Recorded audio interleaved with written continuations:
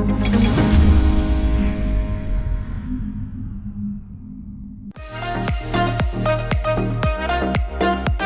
orang yang mandi dengan cara gitu-gitu aja, sehingga membuat bosan dan tak heran sebagian orang ada yang malas mandi. Nah, kali ini saya akan membahas seputar mandi bersama Dr. Juli Raharja, spesialis kulit dan kelamin.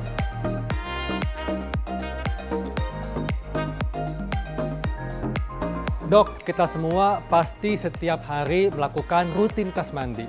Namun dok, masih banyak nih, atau mungkin banyak masyarakat yang belum tahu sebetulnya apa nih manfaat mandi untuk kesehatan. Jadi mandi itu sendiri merupakan suatu proses untuk menghilangkan kotoran, bakteri, kuman, sisa-sisa sel kulit mati, kuman-kuman virus yang menempel di permukaan kulit, dengan berbagai manfaat yang lain seperti untuk relaksasi, bisa untuk melancarkan peredaran darah, bisa juga untuk mencegah bau badan, sekaligus untuk memberi atau mencegah dari kekeringan atau memberikan kelembaban. Dan tentunya juga untuk supaya bisa membantu melancarkan peredaran darah. Ya, dok, betul. Ini juga ada, mungkin kita sempat mendengar ada berita di negara lain ya. Jadi karena pengaruh tradisi kepercayaan sehingga ada yang tidak mandi selama bertahun-tahun. Nah ini dampaknya apa dok bagi kesehatan? Efeknya adalah peningkatan resiko dari infeksi.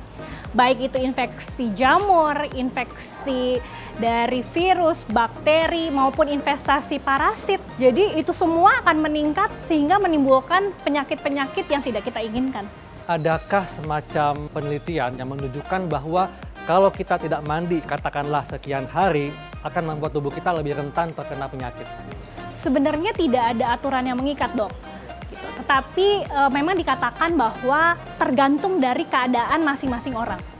Jika misalnya orang itu punya aktivitas yang tinggi, lalu keringatnya banyak, maka pasti kegiatan mandinya akan jauh lebih sering. Lalu kalau misalnya orangnya tidak terlalu banyak keringat gitu ya, aktivitasnya di dalam rumah saja, biasanya aktivitas mandinya akan lebih sedikit. Berdasarkan penelitian dari para ahli, berapa yang disarankan adalah minimal satu kali dalam satu hari.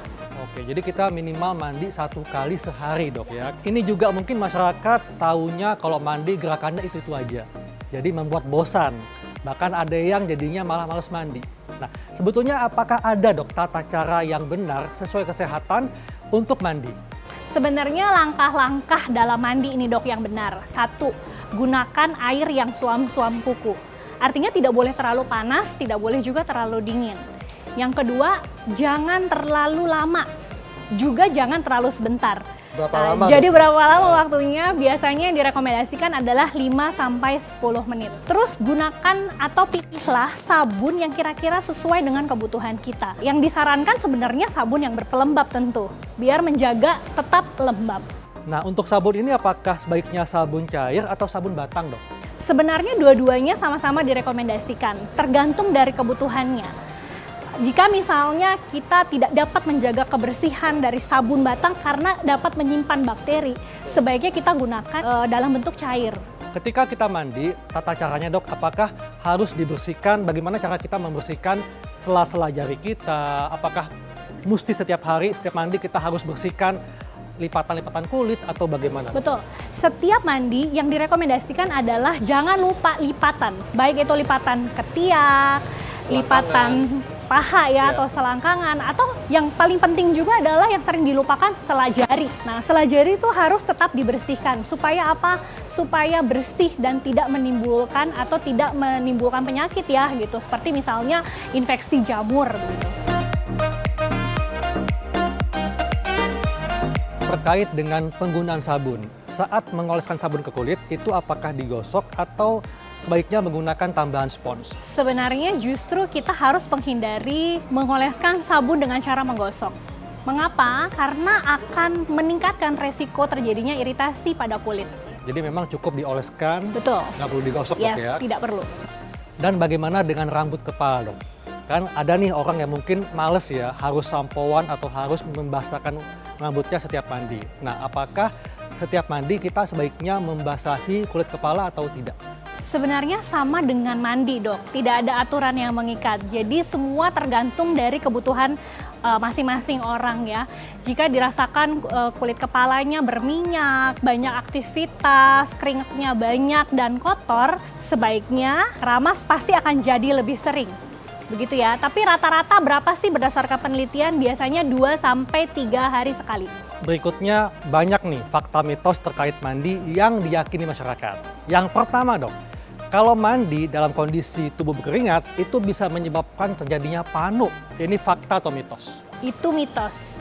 Jadi sebenarnya mandi itu justru tujuannya adalah untuk menghilangkan kotoran-kotoran gitu ya, kuman-kuman yang berada pada permukaan kulit. Justru kalau nggak mandi malah terjadi panu. Betul. Begitu. Jadi malah mencegah panu dok ya? Betul. Yang kedua dok, ini yang cukup banyak diyakini masyarakat. Mandi malam bisa menyebabkan rematik. Ini fakta atau mitos? Itu mitos. Jadi pada kenyataannya sebenarnya suhu dingin itu yang dapat menyebabkan reaksi yang lebih nyeri pada orang yang sudah menderita rematik.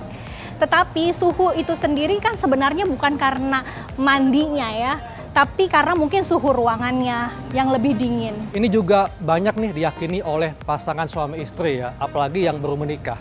Katanya kalau mandi menggunakan air hangat bisa mengganggu kesuburan. Ini fakta atau mitos? Itu mitos. Jadi pada kenyataannya tidak ada satu penelitian manapun yang membandingkan antara penggunaan air dingin maupun air hangat pada kesuburan. Sebenarnya kalau kita mau bicara tentang kesuburan itu banyak faktornya. Salah satunya adalah hormonal, dok. Berikutnya dok, fakta atau mitos kalau mandi menggunakan air pancuran atau shower lebih baik dibandingkan mandi menggunakan air bak? Fakta. Jadi sebenarnya pada air yang di bak itu kan tidak mengalir dok, gitu. Sehingga kalau tidak mengalir mungkin banyak terjadi penimbunan kuman atau pasir-pasir di dalam situ. Oke, jadi intinya penting sekali untuk menguras bak mandi dok. Betul. Ya? Sebagai penutup nih, tips kepada masyarakat supaya masyarakat tahu tentang tata cara mandi dan bisa mendapatkan manfaat dari mandi. Yang pertama, langkah mandi yang tepat adalah 1. Ya, gunakan air yang hangat. Kedua, cukup mandi 5-10 menit. 3, pilihlah sabun yang sesuai dengan kebutuhannya. Yang keempat, jangan pernah lupakan sela-sela dari tubuh kita supaya benar-benar bersih. Lalu berikutnya, jangan terlalu menggosok jika sedang menyabunkan. Dan yang terakhir adalah gunakan pelembab setelah dikeringkan. Oke, jadi intinya adalah pemirsa jangan sembarangan mandi, tapi lakukan mandi dengan tata cara yang sesuai kesehatan. Nah, demikianlah ulasan tentang mandi. Saya Dr. Hekalan Syari. Saya Dr. Julie Riani Raharja, spesialis kulit dan kelamin. Untuk hidup sehat plus.